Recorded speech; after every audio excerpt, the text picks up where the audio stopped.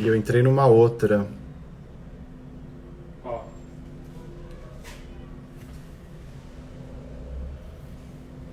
não, já tá, estão mais, tá? Vamos ver. Boa noite, gente. Vão entrando aí. Acho que deu pau na primeira.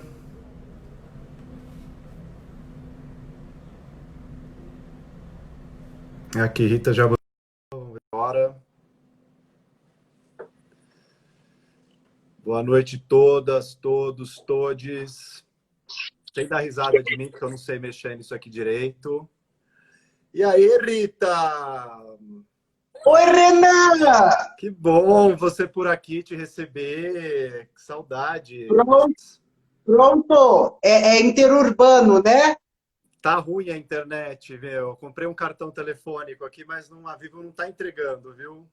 Eu falo, aqui na Moca, menino, choveu, a gente fica fora do ar.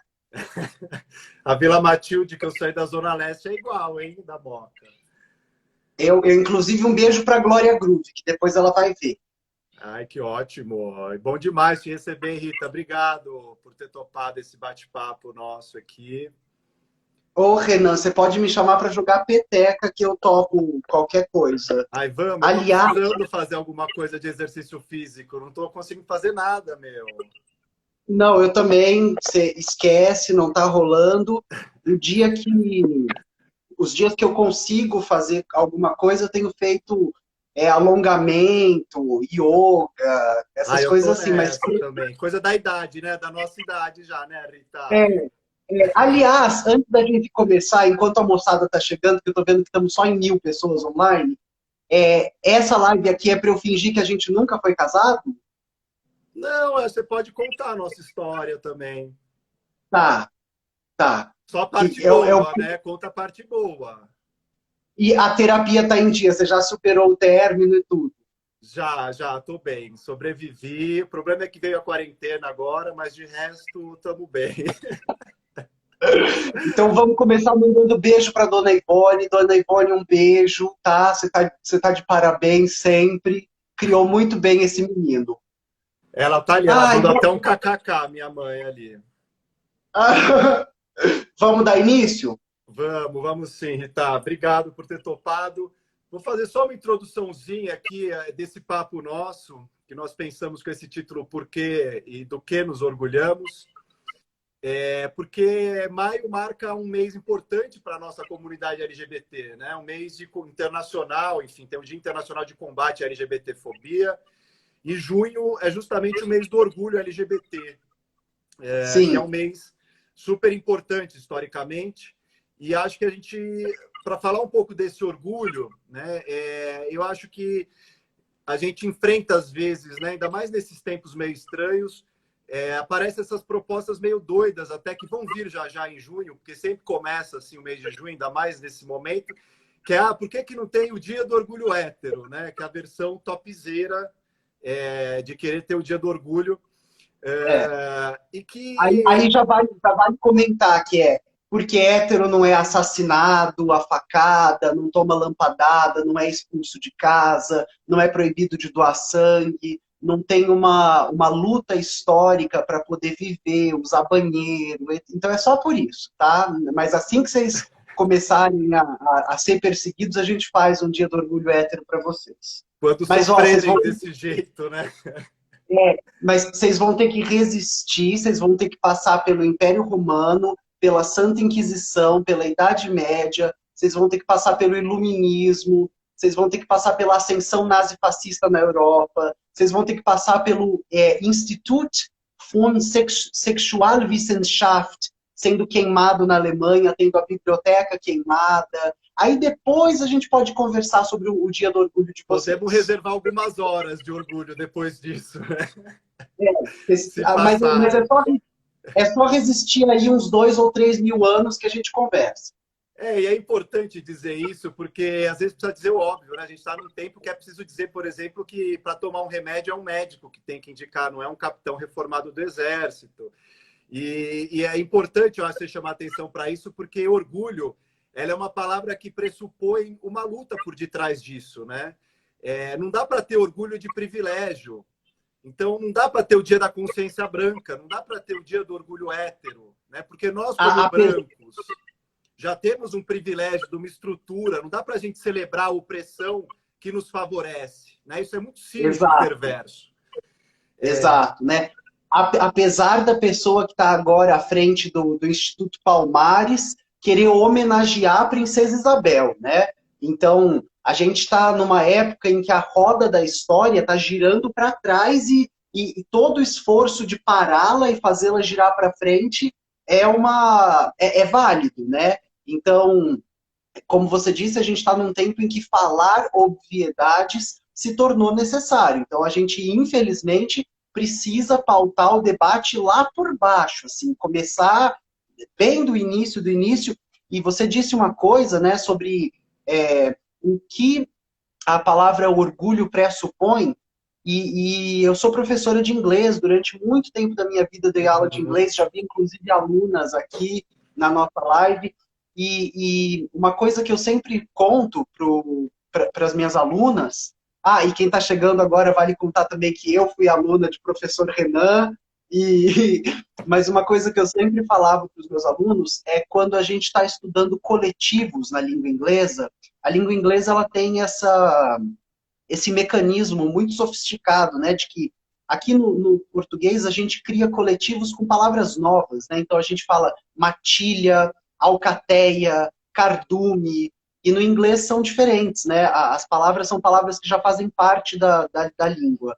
E quando você tem, por exemplo, leões, que aqui no português, se eu não me engano, é uma manada, né? Como de elefantes, é uma manada de leões, em inglês a palavra é pride. Então, é um orgulho, uma marcha de leões. E eu gosto sempre dessa imagem para ajudar as pessoas a entenderem a imagem construída na anglofonia, né? Nas línguas anglófonas.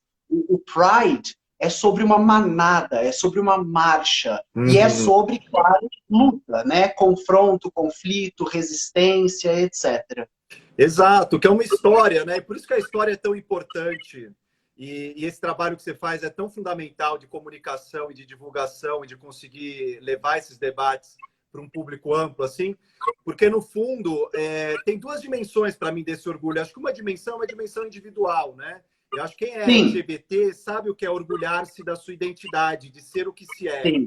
Porque quem é hétero, quem é cis, essa pessoa nunca precisou chegar um dia no almoço de domingo, chegar né, família, mãe, pai, vó, né, eu preciso assumir uma coisa, eu pensei muito, experimentei, e eu sou hétero e cis. Isso não existe, né? Essas pessoas naturalmente ocuparam esses lugares, assim como nós que temos o privilégio de uma branquitude, nunca pensamos na questão da cor da pele, de como a gente é marcado racialmente também, né? Então, acho que tem essa dimensão individual de um orgulho que é bancar o seu desejo, bancar a sua identidade, bancar o que você é, né? E acho que isso tem que ter um orgulho, porque não é um processo fácil. E, além disso, esse outro ponto que você traz, que é coletivo, né? Que é uma história mesmo.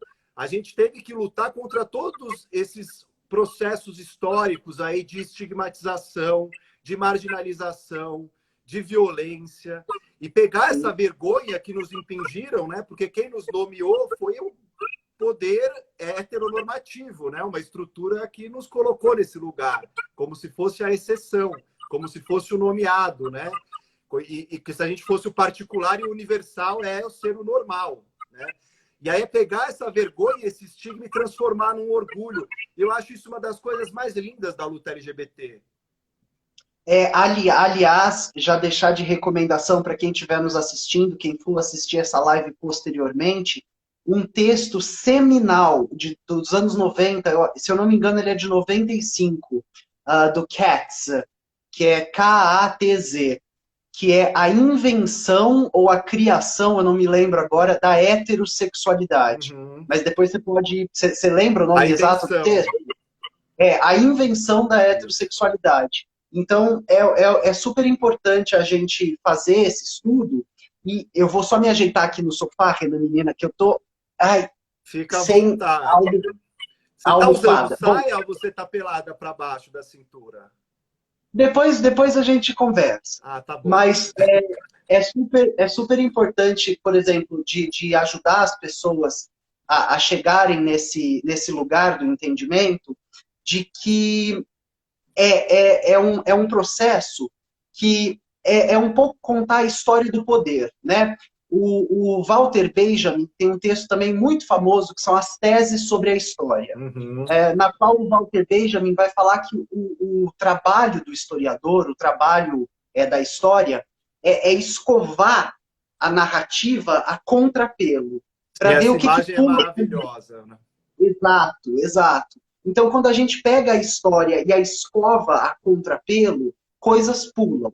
Então, a gente sempre acaba falando de um poder, de uma instância, de uma classe, de um projeto que, ao ascender à posição de poder, se legitima como natural, como histórico, como benéfico a todos, etc., e deslegitima os outros, né? Uhum. Coloca os outros na ilegalidade, no lugar do pecado, da piada, do crime.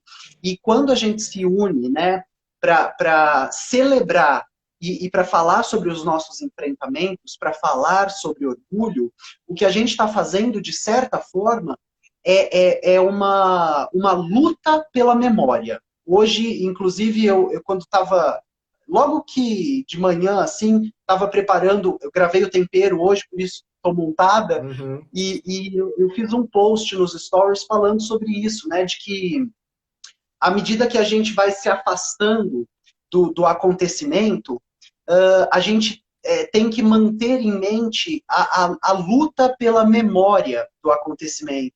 E você, como uma das pessoas no Brasil que lutou pela Comissão da Verdade, que lutou para reinvestigar, né, os processos de anistia ampla, geral, Uhum. etc., você pode falar muito sobre isso, mas à medida que a gente se afasta do nazifascismo, à medida que a gente se afasta das ditaduras neoliberais, né, que vão tomar a América Latina como um todo, financiadas, né, e respaldadas pelos Estados Unidos, o nosso trabalho ele está muito no campo de lutar pela memória, de falar, olha, hoje está diferente, mas se lembrem que, né, sempre fazer um trabalho constante de alertar as pessoas que, para que a gente chegasse aqui, pessoas foram assassinadas, enfim, houve uma série de coisas, mas eu acho que a gente vai falar sobre isso hoje. Para te passar a palavra, eu queria que você respondesse a pergunta. Do que você se orgulha, Renan?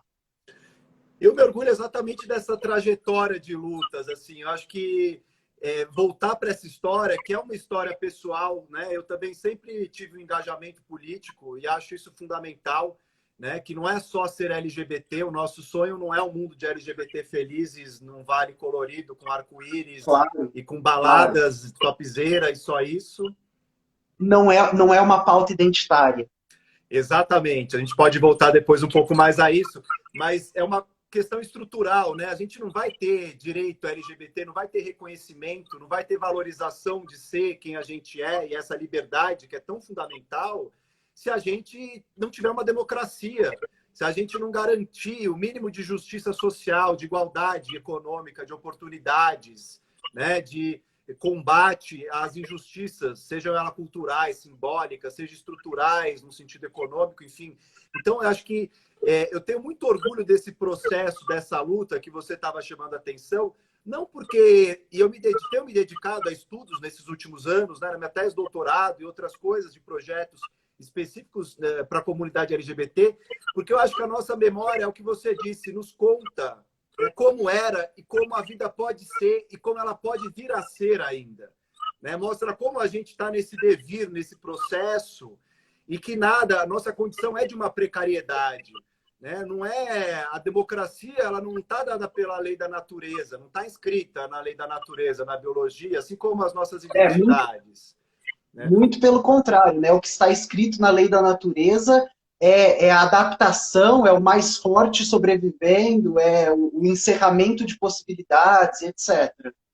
Exato, e por isso que é tão importante resgatar essa memória, não óbvio que tem uma curiosidade histórica, é legal saber como viviam as pessoas, como a gente vive hoje, como é diferente, como é semelhante, mas mais do que isso, né, entender esse passado, porque precisa construir um presente, né? A gente tem essas disputas, o passado ele se presentifica, ele está aqui no dia a dia.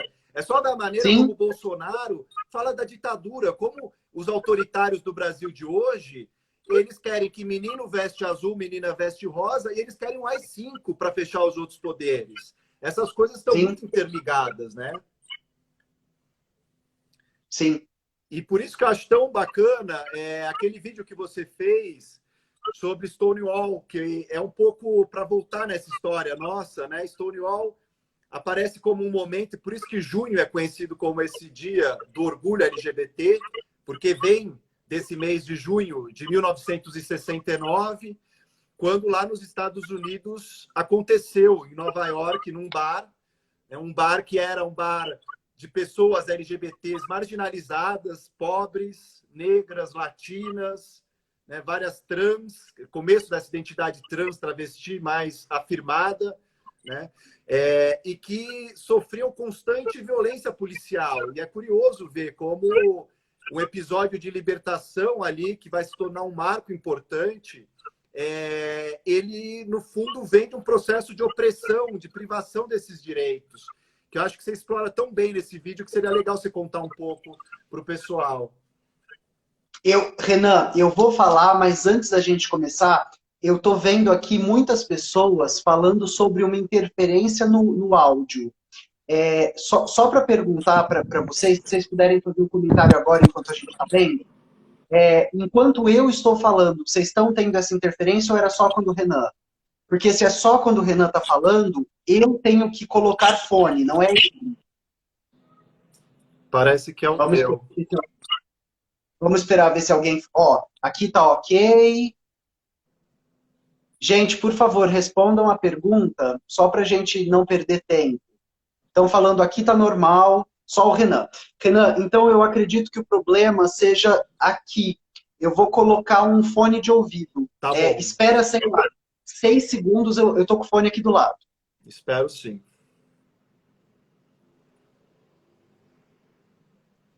Eu fiz uma gambiarra, menino. Coloquei um monte de livro empilhado.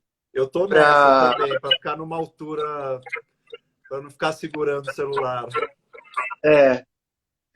Calma, que eu acho que já liberei o lugar de colocar o fone, já liberei. Se precisar, eu coloco. Meu fone está aqui do lado também.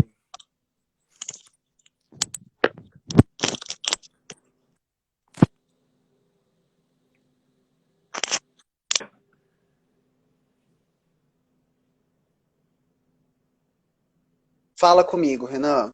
Tá ouvindo agora melhor aí? Não? Tô te ouvindo perfeitamente. Certo? Acho Tudo que certo. agora tá de boa. O povo já não deve. Bom, então vamos lá.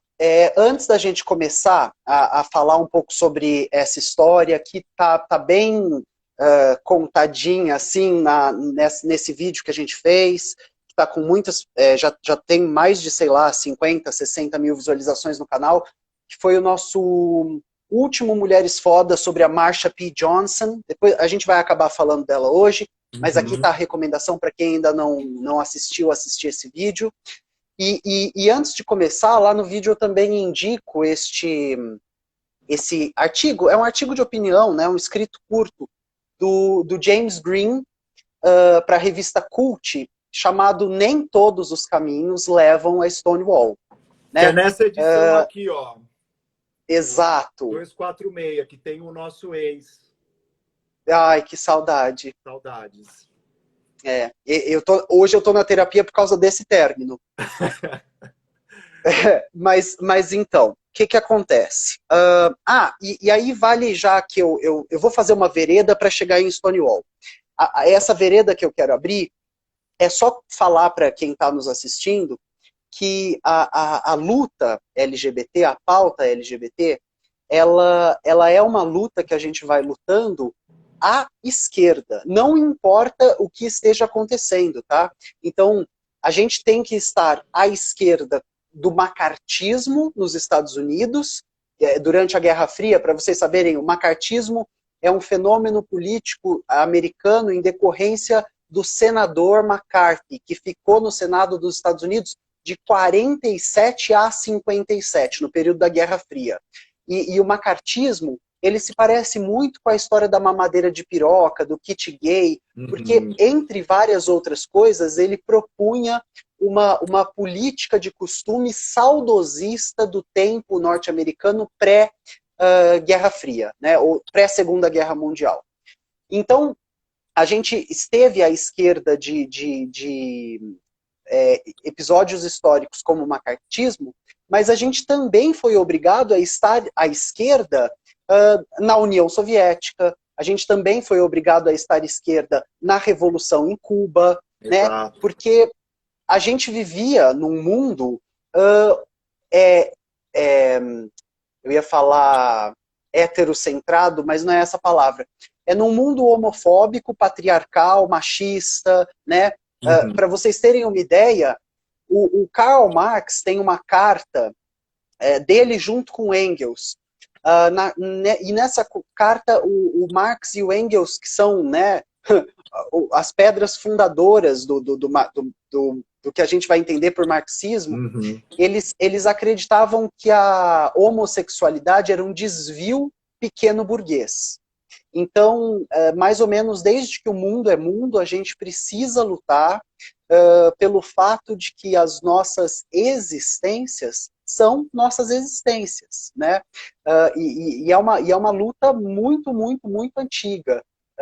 Vale também falar para as pessoas que acreditam que mas na Grécia Antiga estava tudo bem ser homossexual. Não, gente, não existia homossexualidade na Grécia Antiga. Existia na Grécia Antiga era uma série de práticas que eram permitidas para as esferas de poder, e mesmo assim elas tinham sanções e vetos, né? Então, por exemplo, a homossexualidade grega, que não existe, mas as práticas que hoje a gente entende como homossexuais na Grécia Antiga, não poderiam ser feitas com nem entre os escravos, e aí, para que você entenda, os escravos é todo mundo que foi vencido numa guerra ou que contraiu uma dívida pela qual não pôde pagar. Era uma prática em Esparta, do exército espartano, onde um membro do exército mais velho acolhia um jovem espartano para que então eles criassem um tipo de elo, de proteção, para que lutassem como um casal, né, para que se protegessem na guerra. Então, a história de uma palavra que eu gosto muito de falar sobre, que é o utilitarismo, ela está acompanhando a gente desde a Grécia Antiga. Quando é interessante, abre-se essa possibilidade da gente ser reconhecido como ser humano.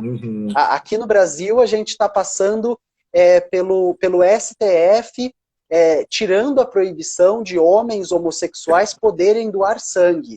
Gente, é só porque os bancos de sangue estão vazios. É só porque as pessoas estão morrendo sem sangue. Porque se não estivesse, a gente ainda não seria considerado seres humanos. Exato. Não, e tudo isso é fruto de muita luta, né, Rita? Que nada vem de mão beijada. E é preciso brigar dentro do nosso campo, que é a esquerda, tem que brigar com a direita, sobretudo, que é justamente esse atropelo de tentativa de retirada dos nossos direitos. Mas a gente precisa a todo momento, e por isso que o orgulho é tão fundamental, porque essa luta pelas existências, pelas nossas liberdades, ela é uma constante, né? Ela não pode parar nunca. Eu vi alguém perguntando, mas então, Rita, existe liberdade de expressão dentro da ditadura do proletariado? Para quem está acompanhando, eu já vi também um comentário que passou há algum tempo acerca de o que é Stonewall. Eu não sei. Fiquem tranquilos, porque a gente vai falar. A gente vai ficar aqui 1 hora, né? E não sei quanto tempo ainda falta, mas enfim, a gente vai nessa. Sobre ditadura do proletariado. Esse é um termo onde ditadura tem uma outra acepção, né? A gente está falando sobre uma outra língua. Mas nos originais, né, quando a gente fala sobre ditadura, é sobre quem ditava o funcionamento da sociedade. Ditadura do proletariado seria a reorganização de uma sociedade para que a classe trabalhadora ditasse os seus rumos.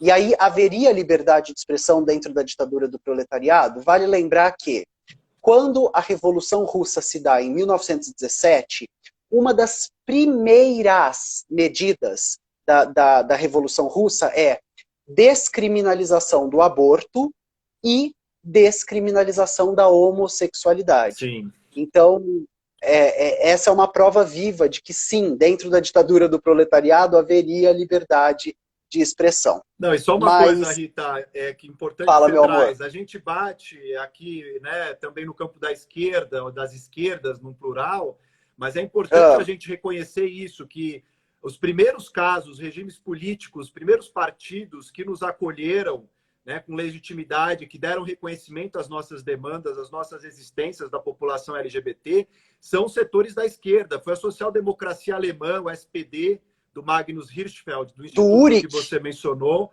né? Do Uric, durante a União Soviética, com a Revolução Russa de 17, né? Isso aparece com o trabalhismo inglês também, no começo do século XX. Isso vem na redemocratização brasileira, com setores da esquerda que combateram a ditadura. Então, não é a direita que nos recebe de braço aberto, nunca foi assim, né? Mas era o campo da esquerda. Exato. Aqui nos comentários eu também vi a Laura Sabino comentando. Depois, quem puder, por favor, vá ao canal de Laura, porque Laura produziu 2 vídeos, né, sobre a falácia de que você não pode ser LGBT de esquerda, porque a esquerda em Cuba tinha campos de concentração e metralhava homossexuais. Enfim, Laura fez 2 vídeos, né, um deles sobre a falácia do campo de concentração, e outro vídeo no qual ela entrevista um professor, um historiador cubano, que eu acho que ainda está no Brasil, na data do vídeo estava no Brasil, fazendo alguma titulação dele, não lembro se era doutorado, pós-doutorado, e ele fala acerca disso, né? Então, fica aqui de recomendação o canal da Laura Sabino. Legal. Mas, só para falar sobre como a direita nunca nos acolheu, tem um episódio que é bastante sintomático, né, disso, que é quando o Alan Turing, que era um matemático. Eu estava procurando essa palavra. Ele era um matemático inglês que é um dos responsáveis, né, pelos avanços da computação. Tem um filme muito bom chamado O Jogo da Imitação, né, sobre a construção dos primeiros computadores e tal. E o Alan Turing, ele foi decisivo na luta contra o nazismo, porque ele conseguiu construir uma máquina capaz de decodificar os códigos Morses dos nazistas, né? O que colocou a Inglaterra numa vantagem defensiva inimaginável. Opa, caiu meu fone. Só para a gente ir situando as pessoas, isso do Alan Turing acontece em 1939. E aí ele vai ganhar medalha, ele vai ser condecorado, tarará, tarará. Em 52, a homossexualidade do Alan Turing é revelada, né, porque era um segredo. E aí ele vai passar por castração química. Então, o mesmo país que ele salvou dos nazistas, o mesmo país que ele ajudou construindo, né, o primeiro computador, é o país que vai sentenciá-lo à castração química. Sim. A gente poderia, antes disso, lá no 1800, falar sobre o Oscar Wilde, que é um dos principais autores, né, do período vitoriano, pós-vitoriano da Inglaterra, que vai ser preso, vai ter suas propriedades tomadas, vai ser humilhado publicamente, né, por ter lutado pela legitimação das nossas identidades enquanto homossexuais. A Laura Sabino acabou de falar aqui, o Maquiel está fazendo doutorado no Brasil. É esse cubano que dá entrevista lá no canal dela. Sim. Não, e o Alan Turing, por exemplo, ele só agora, muito recentemente, depois dos anos 2000, é que o governo britânico volta atrás, pede desculpas e, de fato, o reconhece pela grandeza que ele teve, histórica e tudo mais, né? Ou seja, mesmo essa reparação, ela demora muito a vir, né? Exato, exato. A gente está tendo o Vaticano começando a querer falar sobre o assunto agora, né? Com esse Papa de agora. Mas enfim, para falar um pouco sobre o nosso acolhimento e as nossas lutas, né? Stonewall, então eu já deixei aqui recomendado que nem todos os caminhos levam a Stonewall, mas Stonewall é a gota d'água, né? É o transbordar deste copo que já estava cheio há muito tempo. Uhum. E para a gente ter uma ideia, eu fiz aqui algumas anotações de umas datas. Então, por exemplo, a Associação de Psiquiatria Norte-Americana, em 52, inclui o homossexualismo, com o sufixo de doença, né? O homossexualismo na DSM, que é uma sigla para Diagnostic Statistical Manual, então, Manual de Diagnósticos Estatísticos, que falava que a homossexualidade tinha uma palavra tão bizarra nos Estados Unidos, que era sobre sex offenders, né? Os detratores, os ofensores do sexo. Como se sexo fosse uma construção biológica, não social, e pessoas que têm outra sexualidade fossem criminosos, né? Vale lembrar, fazer um paralelo aqui com a Margaret Atwood, a canadense, a autora do Conto da Aia, que fala muito sobre os traidores do gênero. Então, no livro dela, são personagens que vão ser enforcados, mortos, porque traíram o gênero. E o nome disso não é distopia, o nome disso é história. É só voltar um pouquinho que a gente vê. Então, em 52, essa associação inclui, né, como uma doença. Em 56, tem uma psicóloga super importante, a Evelyn Hooker, que vai fazer um estudo nos Estados Unidos com homens homossexuais e homens heterossexuais, falando sobre felicidade e ajuste à sociedade. E vai provar que não existe dado diferente entre eles. Eles são tristes e felizes iguais, ajustados e desajustados iguais.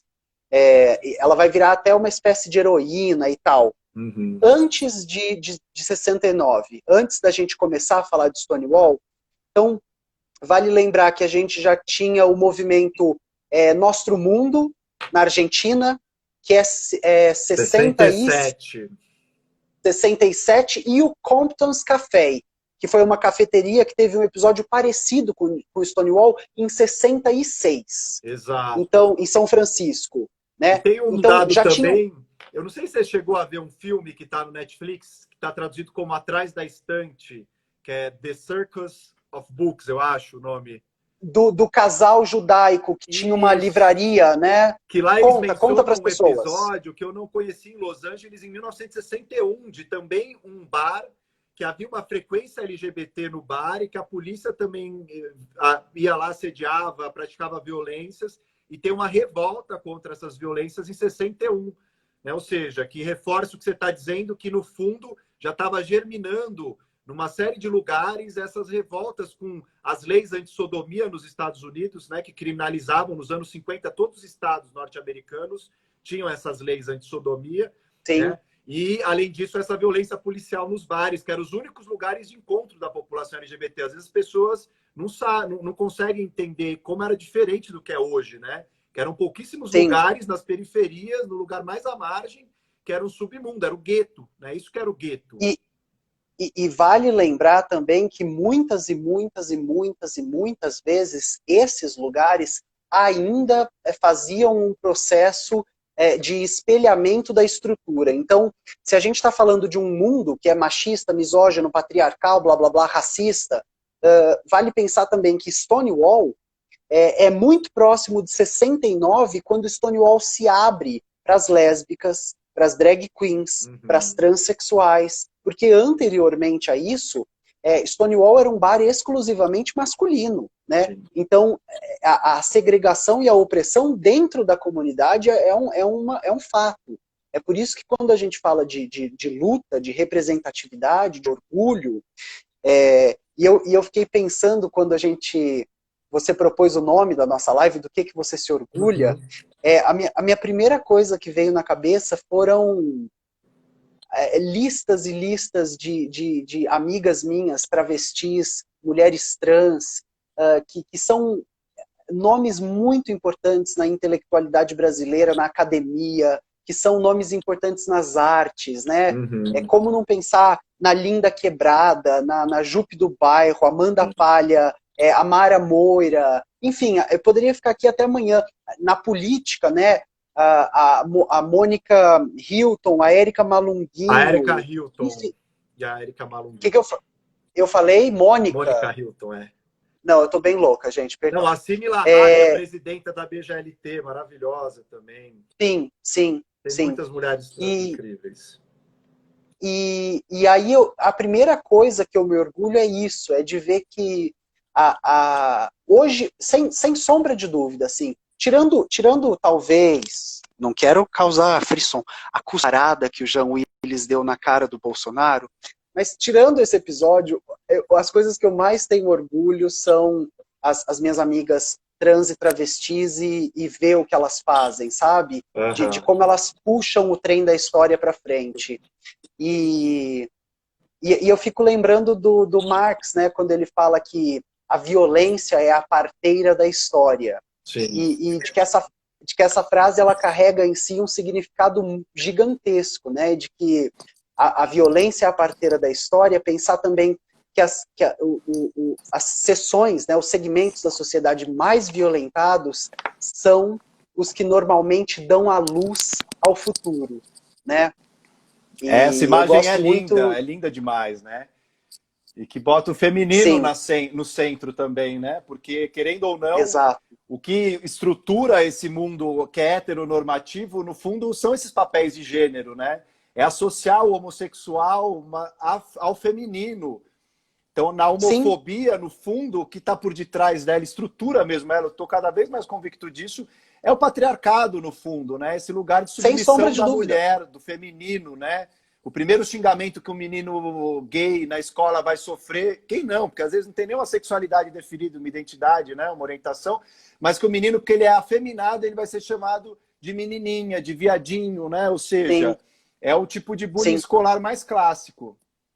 Uma coisa que eu sempre falo também, eu tenho uma aula do curso que eu dou sobre masculinidade tóxica, né? E uma das primeiras coisas que eu gosto de convidar as pessoas a pensarem é que, como a língua, né, toda e qualquer língua, é um sistema de atribuição de valores, é um sistema de decodificação da realidade, os significantes carregam, né, e criam significados, isso para os estruturalistas, para o Saussure e tal, mas é pensar que a língua portuguesa, ela reflete uma cultura, né? Uma cultura latina, uma cultura patriarcal, e aí, no português, o feminino é ofensa, né? Então, quando a gente pensa, por exemplo, em touro, a gente pensa em forte, viril, saudável, né? Forte como um touro. E vaca é uma ofensa à sexualidade e à liberdade feminina. Uhum. Cantar de galo é ser bonzão, é ser, né, um líder, um chefe. Galinha é uma ofensa à sexualidade, né? Sem dúvida. E aí isso chega aos absurdos de pensar, por exemplo, a palavra puto, que na maioria dos usos é sobre estar muito bravo. Estou puto. Uhum. E puta, na maioria dos usos, é uma ofensa à sexualidade, à liberdade. Então, a nossa língua é um reflexo da nossa cultura. Total. Né? Muito generificada, né? E a língua brasileira é muito generificada, né? Reproduzindo as relações de poder, no fundo. E é curioso porque isso, o DJ Ribon, que tem um livro que eu adoro, que é Reflexões sobre a Questão Gay, ele fala do choque da injúria. Ele diz que isso é constitutivo da identidade LGBT, né? Porque a injúria, que pode ser consumada, pode ser o xingamento que aparece lá, menininha, mulherzinha, que pode ser uma agressão, uma lampadada na rua, essa ideia da injúria. Ela pode se consumar, mas ela também pode ser só essa ameaça virtual, em que a pessoa LGBT precisa negociar, se guardar no armário, agenciar isso, né? Sair um momento aqui, masculinizar. Outro lá, se masculinizar e tal, para conseguir lidar com esse choque da injúria que ele diz, porque a língua, diz ele, elas não só... ela diz o que eu sou na medida em que me faz ser o que eu sou. Né? Ela é performativa, ela me coloca nesse lugar e me constitui dessa maneira. Né? A gente responde a essas coisas. Então, isso que você traz da língua ser profundamente generificada é o que nos coloca nesse lugar, muitas vezes, e como é difícil a gente desconstruir dentro da comunidade LGBT esse machismo, né, esse racismo, tudo isso que a gente carrega na constituição dessas estruturas mesmo, né, que nos atravessam. Sim, é por isso que cada vez mais eu tenho esse orgulho assim monstruoso do que está acontecendo no Brasil. Eu gosto de brincar também que se o Isaac Newton estava certo, toda ação gera uma reação de mesma força em sentido contrário. Então, a gente está passando pelo bolsonarismo, mas a gente está passando, como eu falei, das nossas duas Éricas na política, a gente está passando pela Pablo Vittar, a gente está passando pela Glória Groove, a gente está passando pela Linda Quebrada, a gente está passando pela MC Trans, enfim, uma série, e assim, a grande maioria das nossas artistas LGBT agora são queer e transexuais, né? Sim. Por exemplo, homens gays de destaque, a gente tem o Jalu e o... Ai, meu Deus. De cantor, você diz? Ninguém vai poder querer nos dizer como o amar. Johnny Hooker. Johnny Hooker. Uhum. Gente, é o horário, me perdoa. E na outra mão, você tem uma miríade de nomes das nossas artistas trans e travestis, e assim, a academia também em efervescência, e são normalmente os dois primeiros lugares que a gente consegue se inserir, né? É a arte e a intelectualidade. Então, eu fico pensando nesse exercício, nessa brincadeira de futurologia, de que existe uma revolução acontecendo, assim, de que o número de pessoas trans na academia e na arte é um prenúncio de um futuro melhor, assim. Concordo. Eu acho que a gente está lutando essa luta. E que no fundo eu acho que essa reação, isso que você traz como se fosse essa lei de Newton aí, mas é uma certa estrutura pendular também da história. Sim, do Foucault. Que nos coloca, e a gente precisa reconhecer, porque às vezes esse momento é um momento difícil do bolsonarismo e todo mundo saiu muito atordoado dessa eleição de 2018, né? E a gente tem visto vários ataques diários, né? Imprensa, liberdade de expressão, aos direitos LGBTs, à cidadania de gênero no Brasil, enfim. E veio essa pandemia, mas no fundo a gente conseguiu muita coisa, né? O que se mudou no Brasil, Sim. a gramática moral da sociedade brasileira foi profundamente alterada. Hoje em dia, nós temos os principais direitos reconhecidos, além da cultura, que é o lugar que produz essa mudança de percepção nas pessoas profunda, né? Porque é o que as pessoas assistem, consomem, ouvem, né? E a cultura tem um poder muito grande de tocar, e a gente vê uma geração mais nova trazendo todo esse conteúdo de transformação, de rebeldia. Sim. A gente tem todos os direitos formalmente reconhecidos no Brasil, ainda que por decisão do STF, isso é limitado, enfim, não vamos entrar aqui, mas é muito importante dizer que a gente tem direito à identidade de gênero das pessoas trans reconhecida em 2018, a gente teve criminalização da LGBTfobia em 2019 no Brasil, a gente teve agora o direito à doação de sangue que você mencionou, o direito à união homoafetiva, ao casamento entre pessoas do mesmo sexo, ou seja, a gente conseguiu todas as principais bandeiras levantadas que remetem a Stonewall, aquela revolta lá atrás, né? Que passava, óbvio que tinha uma disputa ali sobre o papel do direito também, a mudança mais radical da sociedade, e acho que isso é uma questão importante, que a gente precisa retomar essa vocação mais radical e transformadora da nossa agenda, mas sim. Eu acho que é muito importante chamar atenção para isso, para as pessoas não ficarem desesperançosas e achar que tudo acabou, porque pelo contrário, essas pessoas, os conservadores, são uma reação às nossas conquistas, ao nosso orgulho e à nossa vitória. Né? A ditadura de 64 ela era uma contra-revolução, assim como o bolsonarismo, ele é contra-revolucionário, ele quer contrarrestar as nossas tendências de levar essa história para frente. Sim. Vale lembrar que outro nome que a gente usa para os conservadores é reacionários, né? Ainda que a gente possa separá-los em dois grupos com interesses mais ou menos diferentes, os reacionários, eles são crianças esperneando, né? Uma coisa que eu sempre falo para os meus alunos, para os meus companheiros de militância, para todo mundo que é meu amigo, que eu conheço, é exatamente isso. É falar, se existe um reacionário desesperado na rua, gritando, com cartaz, é porque a gente está vencendo. Estamos no caminho, né? Certo. Exato, exato. E sempre olhar para os reacionários tendo em mente isso, que são crianças esperneando porque coisas estão sendo tiradas delas, né? Os movimentos de reação, eles vão se colocando frente às nossas ações afirmativas, de conquistas, de lutas, mas é sempre muito importante também falar que as revoluções, elas não são horizontes que estão caminhando para a gente conforme o tempo passa, né? Elas são caminhos que a gente constrói à medida que caminha. Então, Sim. Nunca pensar, tá, são crianças esperneando, então deixa eles lá. Não. Se são crianças esperneando, elas precisam ser educadas, né? Se são crianças esperneando, elas precisam entender que o lugar delas, o privilégio delas não retornará, né? Lutar por uma sociedade com zero privilégios e lutar por uma sociedade com plenos direitos é o amanhecer da humanidade. Até a gente chegar nesse lugar, a gente não está falando de humanidade, né?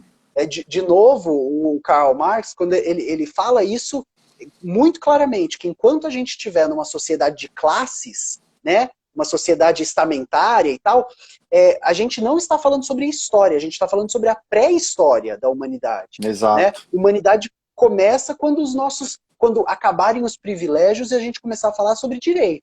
Exato, e é uma coisa que é evidente, porque assim, você mexer com a estrutura de uma sociedade, você mexer com os privilégios, ninguém aceita passivamente isso. Né? Então a transformação social, ela tem essas dores do parto, para evocar a figura que você trouxe, né? Essa metáfora, e que precisa mesmo, é um processo gradativo de tensionamento. E é importante a Sim. gente saber que tem pessoas com que a gente tem que dialogar, e nós temos que ampliar o nosso horizonte. Né? Nós estamos num momento em que a gente precisa ter menos cagação de regra, né? Menos de achar que só eu faço o correto, ter uma postura de solidariedade, de generosidade no nosso campo, né? De abertura para construir aliança, para construir uma frente ampla em defesa dessa democracia, em defesa da cidadania nossa. Mas a gente tem que saber que para certos setores não tem esse diálogo. Tem setores radicais desse bolsonarismo que não tem possibilidade de diálogo, é um enfrentamento mesmo que está colocado. Exato. Né? Porque a gente mexe com privilégio e vai ter que distribuir renda, vai ter que mudar a estrutura da riqueza na sociedade, vai ter que mudar a estrutura do reconhecimento simbólico e desses privilégios na sociedade. E isso afeta todas essas estruturas que nos organizam, né? O patriarcado, o racismo, o capitalismo. Né? Pensar essa nova forma de viver, uma nova forma de vida, é uma tarefa que exige tensionamento e causa conflito. Né? Não dá para fugir disso. Perfeito. E essa semana eu assim, tive orgasmos múltiplos com aquela corrente que você fez no Twitter, pegando na mão e dando na cara do Ciro Gomes. Né? Porque o Ciro, que se defende infinitamente progressista, cagou no maiô branco, né? Ou como as minhas amigas drag queens brincam, fez cocô na meia calça e girou ela. Então, para quem está fora do debate, o Ciro Gomes teve a pachorra de dizer que a gente, né, mulheres, negros, jovens, LGBTs, temos que ser defendidos, porque somos perseguidos, mas que as nossas pautas, e ele usou a palavra, a filha da puta palavra, identitárias, né? Aliás, filha da puta era outro negócio que tinha caído da língua, né? As putas são maravilhosas. É filha do Bolsonaro. Então, ele usa essa palavra filha do Bolsonaro, que as nossas pautas identitárias, a soma das nossas pautas identitárias, não resulta numa pauta nacional. O caralho que não resulta. O Brasil é o país que mais mata pessoas LGBT no planeta. O Brasil é a terceira maior população carcerária do mundo e quem está preso é pobre, homem e preto. O Brasil é o quinto país do mundo em feminicídio. Como que as nossas pautas identitárias não são nacionais, caralho? É surreal, né? Uma pessoa falar isso num campo progressista, não entender a capacidade, a energia emancipatória que tem nessas agendas. O que o movimento Sim. negro fez no Brasil, o movimento feminista, Sim. o movimento LGBT em décadas, né, desde o fim da ditadura, fim Sim. da década de 70 até hoje, foi um processo de abertura da democracia, né, e de ensinamento para a esquerda mais tradicional, que era aquela esquerda que não compreendia a importância dessas agendas, que é o que o Ciro está reproduzindo, essa visão tão quadrada de achar que interesse nacional, como se tivesse uma nação acima das classes, acima das raças, Exato. acima das... Exato. Né? Todos nós somos marcados identitariamente, nossos corpos que estão na sociedade, eles são atravessados por identidades de classe, de raça, de gênero, de sexualidade, e a gente não escolhe, a gente não troca disso como a gente troca de roupa, né? Eles nos configuram, são lugares de poder, são as oportunidades que nós temos na vida, é para onde a gente vai chegar, tudo isso é definido muito por conta disso, né? Então, quando o Ciro fala uma coisa dessa, é ultrajante, porque por mais que seja uma verdade que nós temos que construir relações entre nossas pautas, né, e conseguir fazer uma pauta de transformação ampla e estrutural da sociedade, que não deixe cada um no seu cercadinho ali, né, com a sua agenda específica, porque eu não acho que a pauta LGBT seja só da gente LGBT. Eu acho que é um problema da sociedade, né? Exato. Mas ele dizer isso dessa forma é muito perverso, né? Muito ultrajante. E tem umas coisas, gente, aqui só entre nós 2.000 e tantas pessoas online, e depois essa live vai ficar, ou seja, aqui entre nós o Brasil. O Ciro Gomes, a namorada dele, é uma fã de RuPaul's Drag Race.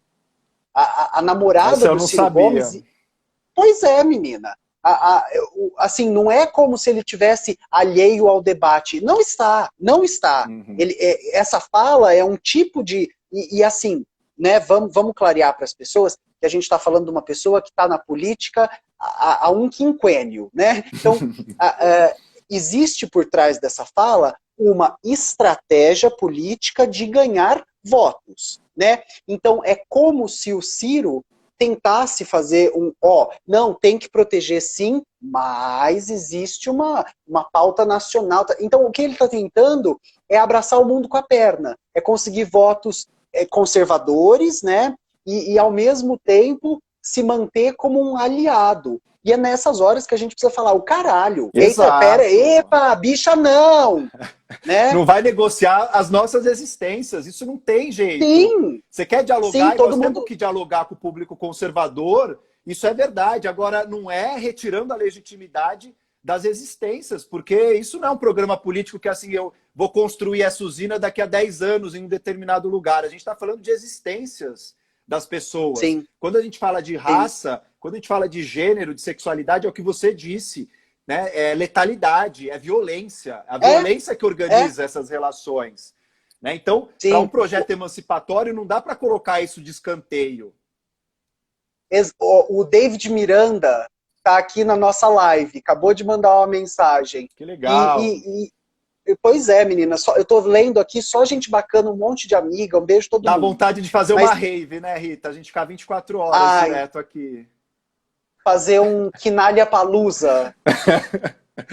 6 dias de festival. Vamos fazer. Mas eu acho que, e assim, de verdade, eu estou aproximada, eu tenho muitos amigos no PCB, no PCdoB e no PSOL, né? Mas com quem eu tenho a maior aproximação é a galera do PSOL, e é uma corrente do PSOL chamada Subverta, né? Que é a esquerda ecossocialista do PSOL. E lá a gente tem a impressão de que esse é um debate já superado, né? A gente tem a impressão de que a galera na esquerda, e aí a esquerda bem elasticona, bem abraçando essa galera que se chama de esquerda, não tem a mínima ideia do que está fazendo. Uhum. Mas a gente tem a impressão de que eles já entenderam que classe trabalhadora não é uma abstração. Classe trabalhadora aqui no Brasil é mulher e é preta. Então não dá para falar... existem as pautas da... Não, as pautas da classe trabalhadora é acabar com a porra do feminicídio, é acabar com a porra do encarceramento em massa da população negra. Uhum. Então, assim, eu preciso, sério, de verdade, que todo mundo pare com essa história também de hierarquização das pautas, como se a Damares é uma cortina de fumaça. Uhum. A Regina Duarte é uma cortina... Não, gente, não é. Não é porque é um plano de governo que passa por ali, né? E não existe hierarquização de pautas, né? O Dudu Bolsonaro chamar a China de boba, feia, chata, cara de ET e fuder a exportação brasileira é tão importante quanto a Damares falar que menino veste rosa e menina veste azul, ou a Regina Duarte paralisar a captação dos projetos LGBT na Ancine e falar, eles que procurem a iniciativa privada. Eles estão todos emparelhados porque todos eles resultam na nossa vida efetiva em sociedade. Exato, esse autoritarismo político ele vem junto com o neoliberalismo econômico e vem junto com o conservadorismo moral. Isso é um combo do pensamento conservador que em vários momentos da história fez muita gente sofrer em diversos lugares do mundo e que está novamente se conjugando no Brasil. Então a gente não tem como admitir no nosso campo relativização dessa maneira, porque afinal, se ninguém solta a mão de ninguém, é isso que a gente tem que levar adiante, né? Que nós vamos levar em consideração a legitimidade de todas essas pautas de maneira conjunta, porque a sociedade que a gente quer não é para incluir metade, é para incluir todo mundo, né? Precisa ser algo que de fato tem esse horizonte. E eu acho que já vai acabar, Rita. Já deu 8 aqui, né? 1 hora. Tava tão bom esse papo. A gente nem falou tanto de Stonewall, né? Menina, depois corre lá pro meu canal. Vou fazer merchan. Isso. Corre lá pro meu canal, assiste Mulheres Foda, Marsha P. Johnson. Veja esse vídeo maravilhoso da Rita, que vocês vão entender. E eu vou fazer o merchan também do livro do História do Movimento, que a Rita cita lá, que é um livro que conta a história desse movimento no Brasil. E eu vou dar um curso semana que vem na CULT também, do merchan. Se vocês animarem, aí depois eu divulgo nos meus stories. Esse curso que é um curso de história do movimento também, que vou tentar entrar desde esse ativismo internacional e no Brasil. Enfim, tem algumas referências, depois eu vou compartilhando também pelo Instagram para as pessoas, esses textos, esse dossiê da CULT, super legal, sobre Stonewall. Tem um outro sobre história do movimento. Foi nesse curso que eu conheci você, que eu fui sua aluna há uns 2 anos, será? Já faz Foi a primeira edição, eu acho, né? 2018, por aí. Já fazia uns 2 anos e pouco. A gente era mais jovem, mas a gente está mais bonito agora. É como eu sempre digo, menina, às vezes o pino na bacia ajuda. É verdade. Segura bem a gente, né? Rita, brigadão. Nossa, você sempre foi e sempre será um farol. Eu quero te parabenizar porque você é um dos intelectuais brasileiros que entendeu que a função do intelectual no Brasil é ser também um comunicador. Eu te admiro demais, eu acho que você... A gente tenta e eu aprendo muito com você com isso, assim, acho que a sua capacidade de comunicação, mas de traduzir essas coisas, né? Eu acho que a academia precisa deixar de ser esse lugar chato, afastado e precisa tem que tomar parte nesses problemas e tentar comunicar isso. Por isso que eu achei super legal a gente poder fazer esse papo aqui e que venham outros. Vamos. Então, um beijo. Fica com tudo que há de melhor, né? Teoria queer neles e bora fazendo. É nóis. Valeu, gente, quem acompanhou. Um beijo para vocês aí. Até mais.